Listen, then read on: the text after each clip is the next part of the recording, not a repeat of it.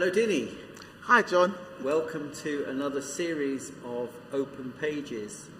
I wonder if we could just kick off by asking you a little bit about the Dinnie the child. When you were younger, what was life like for you as a child? Well, first of all, I wasn't born here. Most people think I was, but I came to England when I was 4. Mm-hmm. I was born in Sierra Leone. So I came, when I was 4 with my auntie. Mm-hmm. Yeah, and I always find that very funny because nowadays everybody has their own passports. I came on my auntie's passport. Right. Yeah. Do you have any memories of being in Sierra Leone? Because obviously you were very young. I don't have any memories of being, I don't even have memories of when I came. But my sister always told me that when I came at the airport, all I wanted to do was go back to Sierra Leone, and I was hiding behind my auntie's dress. Yeah. And I used to speak like our language, Creole, and all I just kept saying, it's cold, I want to go back home. Yeah, most of us have that feeling. Yeah. Sort of thing, but yeah. Yeah. So childhood, I know it sounds really funny, but I had a very unusual and blessed childhood. When we came to England, we lived in Tooting, and we lived in this house where there was about 10 probably other families. An auntie of ours owned this house, and people that came to England stayed there once they could get their own money and on their own houses and move on. So we stayed there, not for very long. I think then we moved to Chiswick when I was about 8. Yes, about 8. My mum was very fortunate. She worked for the Sierra Leone Embassy in Great Portland Street. So we all went to school in Great Portland Street. I went to a school called All Souls in Great Portland Street, and my brother and my sister, they went to secondary schools around there. So people used to think that we were quite posh going to schools in... Well, I've always thought you were quite posh, yeah. So we did that and lived in Chiswick. I lived in Chiswick until I was 11, and then, unfortunately, my mum died when I was 11. She died of leukemia, so we moved to... Well, my dad had moved to Isleworth with my brother, and I went to go live with my auntie in Battersea. But before I did that, just to say how I've come full circle, I used to go to guides and brownies at Chiswick Methodist Church. Right. Yeah. And when I sort of came back to the circuit and I realised that, I thought, such a small world. Indeed, yes. So I lived with my auntie in Battersea for 2 years. And then my brother and my dad and my cousin who had lived with us before lived with my dad in Isleworth, and my dad and my auntie fell out, so I came back to live with my dad. So I was 13. But all this time I was still coming to the Green School. Right. I went to the Green School for girls. Yes. I used to come on the train, never late, and I lived with my auntie. As soon as I moved to live in Isleworth, I was always late. That's because you were too near. You were too near, yeah. It's always a problem. Yeah. So I went to the Green School for girls, And I used to go to St Francis Church in Isleworth, and I was confirmed at St Mary's Church. So very local Hounslow girl. Yeah. 18 and a half, I had my first daughter, my oldest daughter. So things were quite difficult then. Then my older brother lived in lived in Bermondsey, and he said to come and live with him and share his place. So I went to live in Bermondsey, and I stayed there for 12 years. Right. Yeah. So Christiana grew up there, and then Charisse was born in Bermondsey. But then when Christiana was ready to start secondary school, I wanted to move back home again, because to me West London wasn't home. So we moved back, and she went to the Green School for girls, and we moved back, and then Charisse went to the Green School for girls as well. So. A whole family outing. It's a whole family outing. We all went to the Green School for girls, all in Chestnuts. So that's like my life, like sort of my time. So Dinnie, how did you come to be in the Methodist Church? My late sister, who you knew, she was always went on about that. Because we were a Church of England, we grew up in the Church of England church. I don't know if you know, in Chiswick, St Nicholas, we went to St Nicholas Church in Chiswick. But we've always had Methodists in us as well, because my mum went to Methodist school back Yeah. home. You know, my first husband, he went to a Methodist church. So I've always been, but it was Church of England. I went to in Bermondsey. When I moved to Hounslow 21 years ago, back again, I was looking for a church, and I won't name any churches, but I tried a few in Feltham and Hounslow, and I wasn't feeling them. And my attitude is I wanted a church where my children would feel comfortable, and there'll be a Sunday school, and also they'll be felt as if they're welcome. We went to a couple of churches where they didn't feel so welcome. I walked in here one Sunday, just cut past me and the girls, and they said, "Mum, we like it here." Yeah, It's good. and we stayed. Indeed you did. Yeah. Very involved you are. Yeah. And would you say you're now a Methodist through and through? Or is there a little bit of Church of England still in there, a little hankering? I every think so so, often? because I'm learning, of course, all the time about Methodism, like learning things and being part of the circuit, being a senior steward, I've picked up. But I would still say Church of England is still behind me a bit, Well, but to me, believing in God doesn't really, There are boundaries. Exactly. You can cross easily there. Yeah, absolutely. So, you've followed a whole series of jobs, haven't you, in career paths? Yeah. You've worked with the homeless. Yeah. You obviously teach Yeah. and special needs. Tell us a little bit about those. Well, my careers, I mean, I first of all started off as a youth worker. Right. I used to work in a place called the Salmon Youth Centre in Bermondsey, and I loved the young people. I love working with young people. All my life has always been about young people. So I was doing that. When I did my degree, I did think about going into teaching, and I wasn't ready yet. When you sort of think, So I used to do agency work for the homeless project, a place called Thames Reach, and they offered me a full-time job. And I thought, okay, I'll just pop in there. I stayed there for 16 years. That's a long pop. Yes. And I liked it. It was really good. It gave me lots of skills and inspired me. Again, even though they were older people, it was still good working with them. And I still used to do youth work at the side. And I used to sort of talk to the men, because it was a men's mostly in the hostel, about my young people. And it was really nice. It was you could, have that relationship with them. So I did that. But I've always still wanted to work with children, like in the education setting. So I remember talking to my manager at Thames Reach.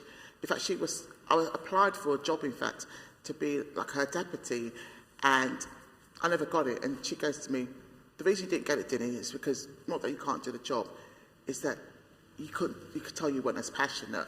But when you talk about children, you're really passionate." So when I don't know if you remember when the learning mentors came into Hounslow. Yes. I applied to be a learning mentor. I remember I spoke to Christiane as the head teacher then, at Green School, and she goes, "Dinnie, you'd be great, go for it." So I applied for it. I'm not very good at interviews because I tell a little story. I applied for all of that. I think all Hounslow schools advertised, and I think I got shortlisted for all of them. And I think I went to about the fifth interview at Chiswick, then I got the job. Right. Well, try again. And Yes, And I don't know if the guy, Jimmy, who was that sort of interview, he goes to me, "Dinnie," he goes, "You know the job, you know what to do, you know your job description, like everything, you got it there." But I just struggled. But once I got it in Chiswick, and that was the best thing. Yeah, that's good. So I worked at Chiswick as a learning mentor, and remember, I didn't think I even done a year.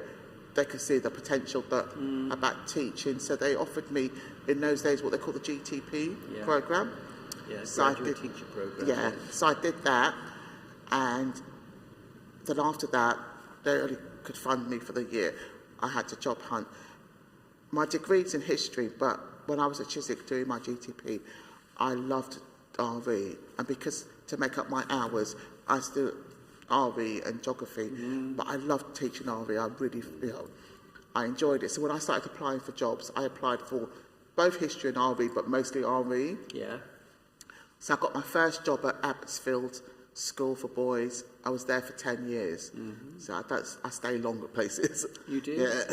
Yeah. I loved working there. I rose from being an RE teacher to being RE coordinator to do PSHE to head of year. It was I enjoyed a good place to be. It was. Then 10 years, when I was coming up to my my third round of being a head of year, I thought, if I'm not going to make a move now, I'm not going to ever.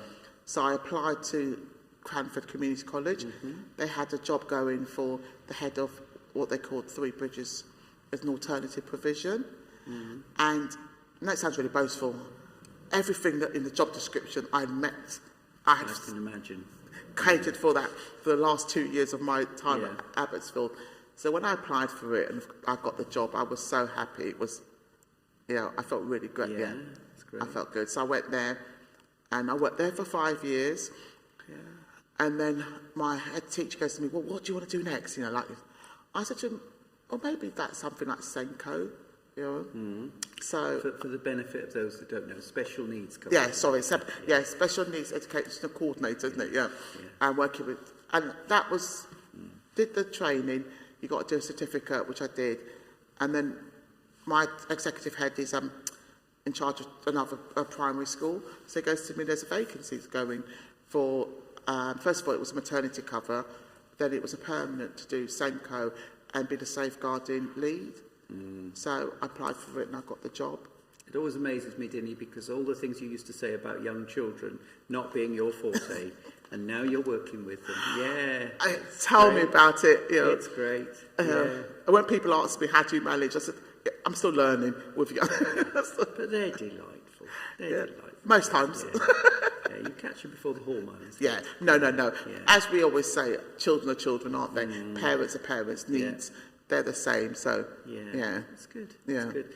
So, Dinnie, your vocation of teaching and working with young people is so clear, and that is so clear in the church as well, with your passion for what goes on with our young people here as well. But what about your own faith? Where in your life did faith become real to you, do you think? I always say to people, I was brought up as a Christian. My mum and dad made us go to church. I've got older brothers and sisters, and I always say that for them that they used to go out on a Saturday night, and on Sunday they had to get up to go to church. Doesn't matter whatever time. So we were brought up in a Christian family. When Mum died, that was quite hard because my brother, who's 5 years older than me, he completely lost his faith. He decided that because there's no God, because if there was a God, my mum was 44. Why is she dying? I continued going to church. My dad, even though he didn't go to church, but he made me go to church. I mean, he believed in God, but he didn't go to church. So I carried on going to St. Francis. My faith was there. I used to go to church every week. I participated in everything to church. I would say my faith was there, but I don't think my faith grew onto. I got older, so I've always been a Christian. But when you say a true Christian, I would say in my late teens, like sort of my faith started to become stronger because I started to see that God's path, what God wanted me to do, and we all make mistakes, and I've made some mistakes in my life, but God was always there for me. It was always there and supporting me and leading me the right way. You can make a mistake, and but you can, if you're led and you change that mistake or make that mistake a better one, then I believe that was always God's doing. I thought God was always there for me. Yeah.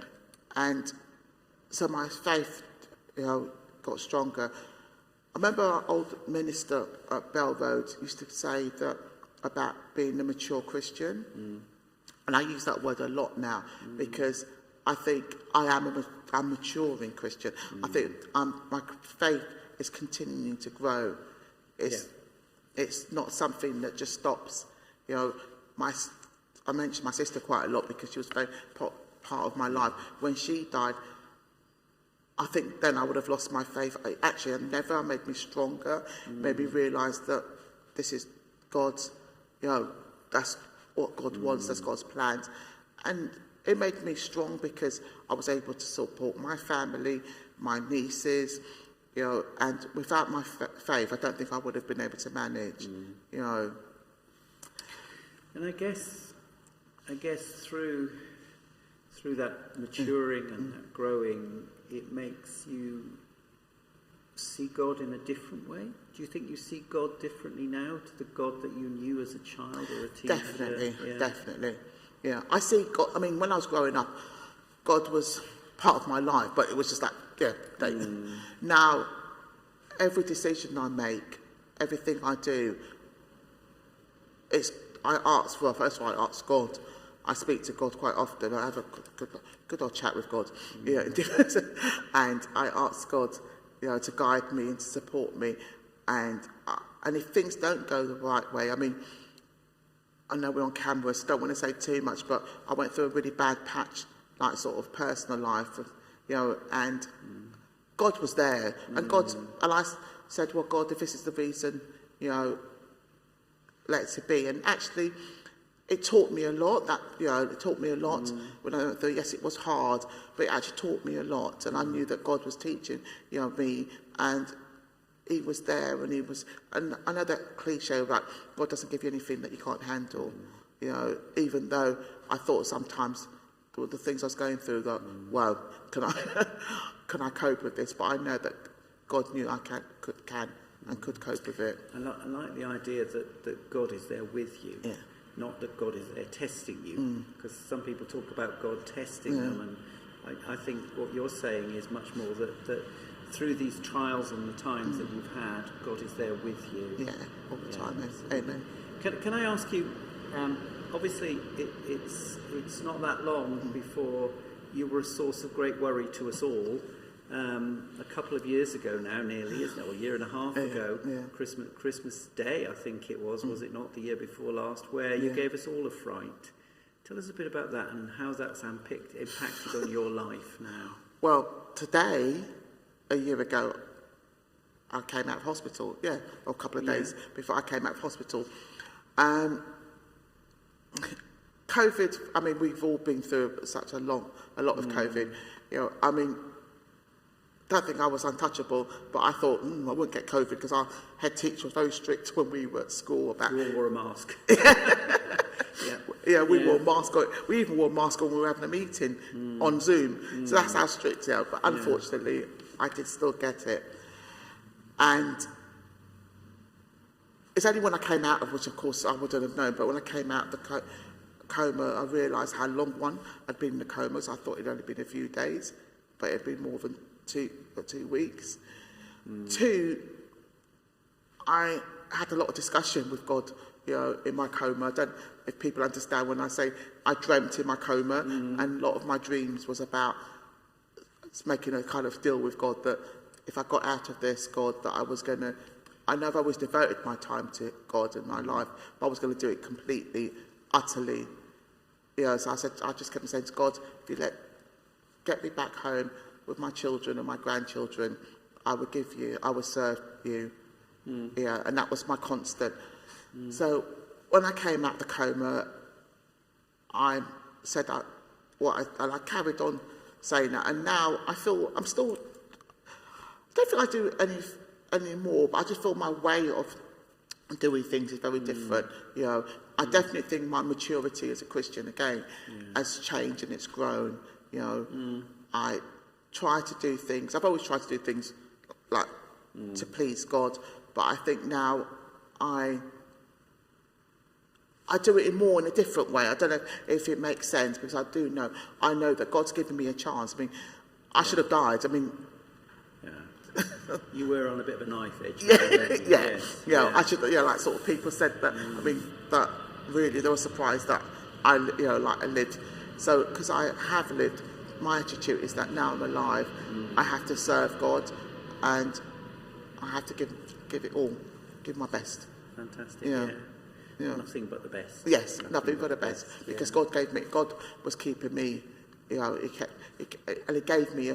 He he gave me a purpose. He wanted me here. He's saying to me, you're staying here, so I've got to give my best.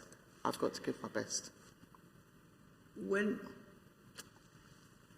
we think about Lent, which is what we're doing, we're thinking this year about walking with Jesus. And in that walking with Jesus, we don't just do it individually, we do it as a community, as a church here. How do you think the church can walk better, this church could walk better with Jesus? Oh, it's a hard one, because I feel that since coming back from being locked down and everything, our church community family was growing before COVID, and it seems to, I mean, I don't say it's not stopped growing, but it just seems that we haven't got back to normal or normality, if there's such a thing anymore. Whatever it is. Yeah, whatever it is, yeah. Like, yeah. So you're saying, how can we walk with Jesus? And it's getting our congregation back, so we can all walk together. We can all take that journey together. How we do it, that's a good question. It is a good question. I don't suppose any of us know the answer to that really at the moment, because we're still too near and we're still in a pandemic. Yes. And for many of our folk, they can't come out yet. It would not be safe for them to do that's so. That's it, yeah. And we're doing, I think, well to keep in touch with everybody and keep linked. Exactly, with the online, and we just have to be praying, isn't it? It's that praying, and just trying to look at things creative and seeing what we can do to get, because we want people to be able to feel comfortable. And I think as a church we do a lot. I mean, when I talk to other churches and people go to other churches and what they say, we do a lot to encourage our congregation to come back, and we just need to carry on doing that, and then so we can all take that journey, about walking with Jesus, So one last question. You talked about sometimes when your faith has been difficult, but perhaps what makes you angry? What makes you angry with your faith, or with God, or with just society? What makes you angry? The unjust. Yeah? Yeah, the unjust, the unfairness. When you see, I mean, I didn't mention it, but one of the reasons I went into teaching was because I wanted to work with young people, but specifically black young people. I wanted to be that role model for them to see. Yeah. And I find the unjust of lots of young black boys specifically who are not, life and society hasn't treated them fairly, so a lot of that, and it's not just young black, all people who have not been treated, and we talk about recently with all the prices going up, the fuel, the cost of living. You think there's people that I know where I work, like sort of around where I live, who are struggling, and I just think there's other people who've got so much, and you just think, it's unfair, it's unjust, and and what can we do? We do a lot as a church, as Christians, but society, I think society could do more. I think society could do more. I think you're right, and I think it's perhaps incumbent on us to do our best to remind society that they can do more by doing it ourselves, and by challenging people. As well. And showing and setting an example, which I think as a church and as a Christians we do that. Well, Dinnie, thank you for that. I wish you well on your journey. Thank you. And you're walking with Jesus, and we can all walk together in that route. So thank you very much for your time. Thank you very much. Thank you. Thank you.